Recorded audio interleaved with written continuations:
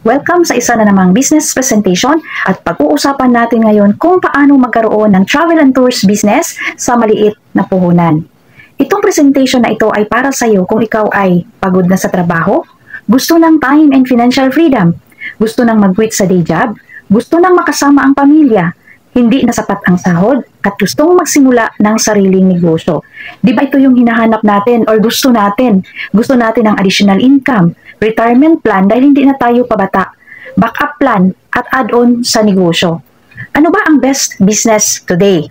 Ipapakita ko sa inyo kung ano ang dapat nating i-consider kapag papasok tayo sa isang negosyo. Dapat basic needs and lifestyle. Trending, market accepted, 24/7 operational, portable, yung dala-dala natin ng negosyo kahit saan man tayo magpunta, global privilege, wide market. As you can see sa right side, meron po tayong 4.1 million plus na international tourist arrival from January to September 2024. Wow, ibig sabihin, ganyan kalawak ang market natin. At syempre, pipiliin natin yung negosyo na di napapanis, di nauutang, at di na-expire. At ang good news, lahat po ng nabanggit ko ay nandito sa negosyo natin. Welcome sa ating company. Global Pinoy Travel and Tours was established in 2012. 12 years of service na po tayo. Ang ating main office ay matatagpuan sa South Triangle, Quezon Avenue, Quezon City.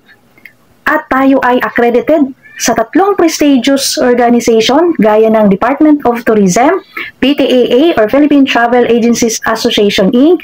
and IATA or International Air Transport Association na kung naghahanap kayo ng agency para sa travel business nyo, dapat accredited sila sa tatlong prestigious organization na nabanggit ko. Ang founder ng ating company, our President and CEO, Mr. Emmanuel Manny Pascual, isang Pinoy, pusong Pinoy, napaka-humble, an accountant by profession, a successful business entrepreneur, and 23 years of experience in business industry. At ang ating company ay may mga affiliates, so lahat na nakikita natin sa screen ay affiliates ng Global Pinoy Travel and Tours. Siya po yung owner ng Pascual Group of Companies. In terms of legalities, syempre titingnan talaga natin kung ang negosyong papasukin natin ay legit. At huwag po tayong mag-alala dahil tayo ay nagninegosyo ng legal, moral and ethical at wala po tayong nilolokong tao. Tayo ay registered sa Bangko Sentral ng Pilipinas, Securities and Exchange Commission and monitor din po tayo ng Anti-Money Laundering Council. Meron din tayong business permits from Quezon City dahil nandoon po ang main office natin. Meron din tayong awards and accreditation dahil napakalakas natin sa booking. Yearly po tayo merong awards and recognition from Philippine Airlines, Cebu Pacific, and AirAsia. Sa accreditation po natin, gaya ng nabanggit ko kanina, tayo ay accredited sa tatlong prestigious organization gaya ng DOT, PTAA, and IATA. So, how to start Global Pinoy Travel and Tours? Paano tayo magsisimula dito? Ang kailangan lamang natin ay magkaroon po tayo ng access sa Global Pinoy Travel and Tours System. Ito ay isang application na pwede nating i-download sa Play Store gamit ang ating cellphone, laptop, or desktop as long as mayroon po tayong malakas na internet connection. Once meron na po tayong access, meron na tayong social at pangmayamang negosyo. Meron na tayong ticketing and travel and tours. Ngayon, pag-uusapan po natin kung paano tayo kikita dito.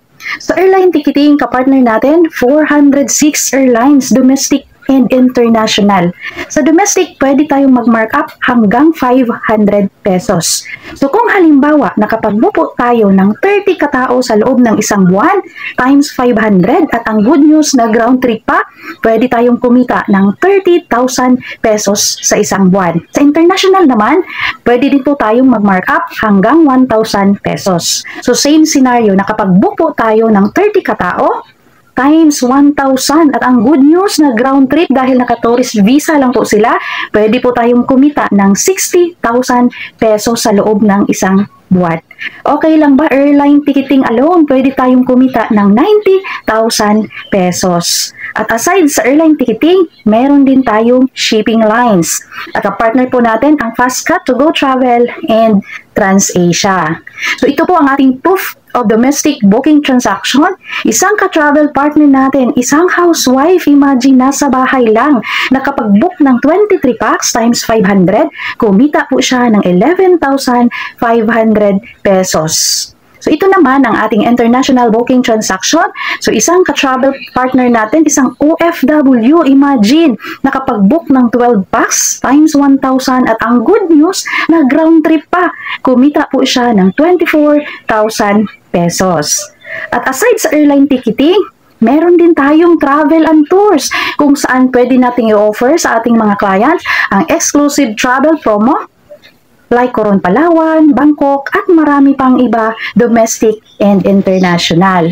Sa domestic, pwede tayong mag-markup 500 pesos. So halimbawa, nakapag-book po tayo ng 30 katao times 500. Meron na naman tayong income na 15,000 pesos. Sa international naman, pwede tayong mag-markup ng 1,000 pesos. So same scenario, nakapag-book tayo ulit ng 30 katao times 1,000. Meron na naman tayong income, 30,000 pesos. At ito po ang ating mga customer testimonials. Sila po yung mga clients natin na nagpapatunay kung gaano kaganda at gaano sila kasatisfied sa service natin. Kaya naman, paulit-ulit po silang nagpapabook sa atin.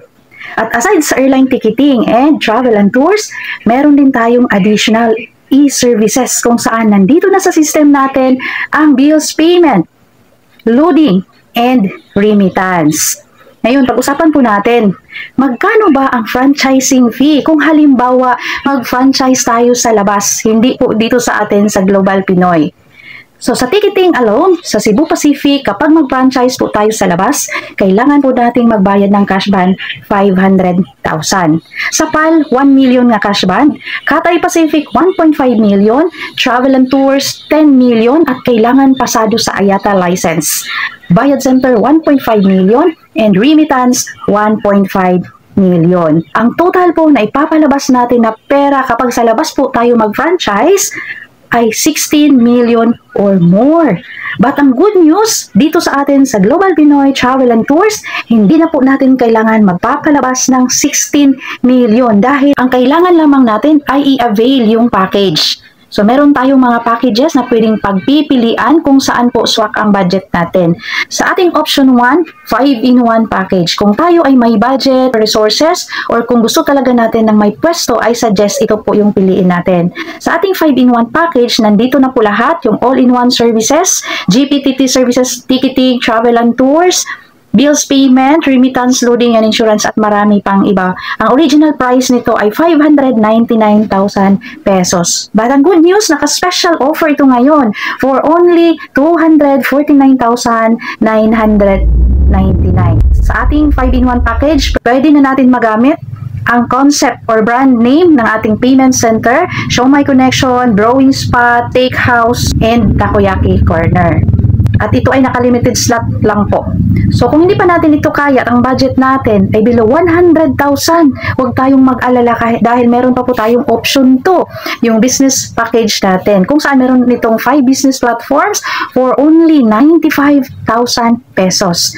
Pero pag hindi pa rin natin kaya at ang budget natin ay below 60,000, meron pa tayong option 3, family package, kung saan meron itong 3 business platforms for only 57,000 pesos. At ang kagandahan, kapag may marami tayong platforms, ay meron tayong matatanggap na cashback and rebates sa ating ticketing. Depende po yan siya sa ating transaction. At ma-avail na din natin ang affiliate program ng ating company. So ngayon, ipapakilala ko sa inyo ang mga tao na naging resultado dahil sa negosyong ito.